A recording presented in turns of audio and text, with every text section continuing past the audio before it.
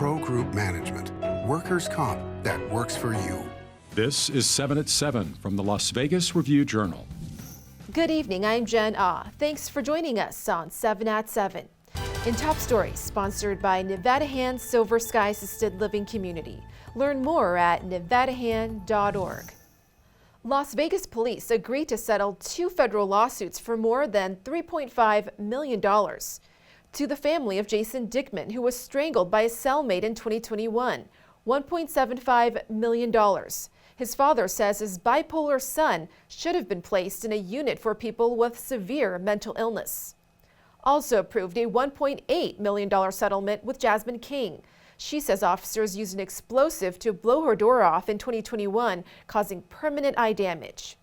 And the Las Vegas Review-Journal is asking a judge to impose sanctions on the Metro Police Department for not informing the newspaper that investigators searched the cell phone of slain reporter Jeff Gehrman. Review-Journal's Renee Semmerauer reports.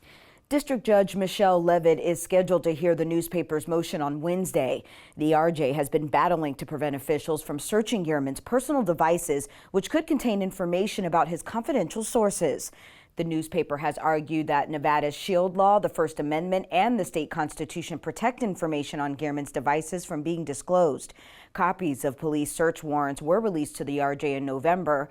One of the warrants stated that police identified Robert Tellis as a person of interest, utilizing LVMPD records, video surveillance, and legally obtained data from Gehrman's phone. Review-Journal executive editor Glenn Cook said in part, quote, "It would be a travesty if Jeff Gehrman's murder resulted in authorities learning the identity of his sources. A reporter's murder shouldn't end the reporter's SHIELD law and First Amendment protections."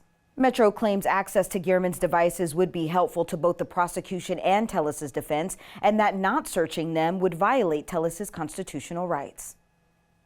Over in Henderson, none of the 7 officers are set to face criminal charges for opening fire during a standoff with a gunman holding a boy hostage. That's according to the DA's office. More than 2 years ago, the 12-year-old boy and the gunman, Jason Bourne, were shot to death after officers fired 27 rounds. Henderson police say Bourne was armed and had fatally shot the boy's mother and housekeeper. In business, sponsored by Bank of Nevada, Bank on Accountability. The inaugural Formula One Las Vegas Grand Prix is projected to have an overall economic impact of almost $1.3 billion, doubling Super Bowl numbers due to international visitors. The figure comes from a report by Applied Analysis. It includes $966 million in projected spending and $316 million in event operations and supporting costs. Las Vegas Grand Prix CEO Renee Wilms says European and Asian fans will get a chance to participate in the next round of ticket sales in late February or early March. Plus, check out these tourists celebrating Lunar New Year's in Las Vegas, many of them from California. Las Vegas resorts are going all out with events and dining specials welcoming the Year of the Rabbit until February. However, some events may have a shadow cast over them following Sunday's mass shooting in California that killed 11 during Lunar New Year celebrations. In weather, sponsored by Star Nursery, your garden's partner for every blooming thing. Get ready for another chilly night in the 40s. Temps set to cool to the 30s overnight with little to no breezes. Onto your 7-day forecast, a high of 58 and low of 39 degrees on Wednesday with around 15 mile-per-hour winds. You can look forward to all that sunshine, though. Similar weather conditions on Thursday. By Friday, the winds should taper off through Saturday. Expect some gusts on Sunday and Monday with some clouds rolling through. Vegas Nation brought to you by Station Casino's STN Sports. Download the app today. Much like the Raiders, Allegiant Stadium will be undergoing some changes this offseason. The home of the Silver and Black is set for another upgrade with new suites to be added. Plans call for adding multiple club seating areas to the outside portions of the Modelo and Twitch lounges on the 100 level of the $2 billion facility. Clark County records show the work will cost $6 million and should be completed this fall.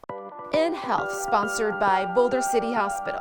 We're here for you when you need us. A recent study shows a diet high in ultra-processed food raises the risk of colorectal cancer in men. In another study, adults who eat the highest amount of ultra-processed food have an increased risk for cardiovascular disease and death. These include foods like snack cakes, chicken nuggets, sugary sodas, chips, cheeses, and canned vegetables and fruits.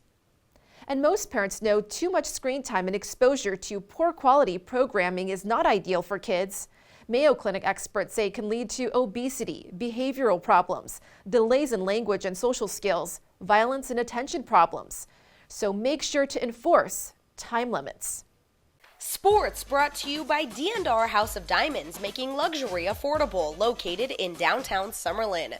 For the third consecutive year, the Wrangler National Finals Rodeo will raise its purse. The world's richest rodeo will have a record-setting competition payout of more than $11.5 million. That figure includes guaranteed prize money of $1.2 million for all NFR qualifiers and $10.3 million in competition prize money. The NFR's purse in 2022 was $10.9 million. Sports betting brought to you by Las Vegas Paiute Tribal Smoke and Cigar Shop. The Australian Open continues tonight with a pair of men's quarterfinal matches. Tommy Paul is a -260 favorite at the Westgate Superbook over 20-year-old Ben Shelton in a Battle of Americans. Shelton is +220 to win. Also, Novak Djokovic is -700 over Andrei Rublev, who is +500 on the money line. Djokovic is the -225 favorite to win the tournament. In Entertainment, sponsored by Arizona Charlie's, has live entertainment every weekend at both locations. Go to ArizonaCharlies.com to see who's playing.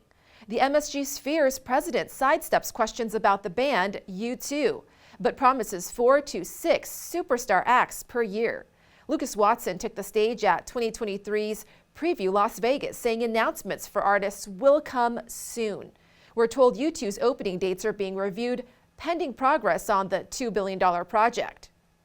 And for those who got Carolina on their mind, James Taylor and his all-star band will play his greatest hits and more inside the Cosmopolitan of Las Vegas come June.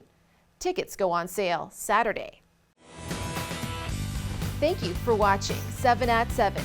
If you're watching from YouTube, don't forget to subscribe to the Review Journal's YouTube channel for more great content. Watch Las Vegas breaking news streaming live on your OTT device. See you tomorrow for more 7 at 7. Review Journal Studio, sponsored by Adam Kuttner. Get the maximum settlement as quickly as possible. This 7 at 7 update, sponsored by Pro Group Management. You're watching 7 at 7 from the Las Vegas Review Journal.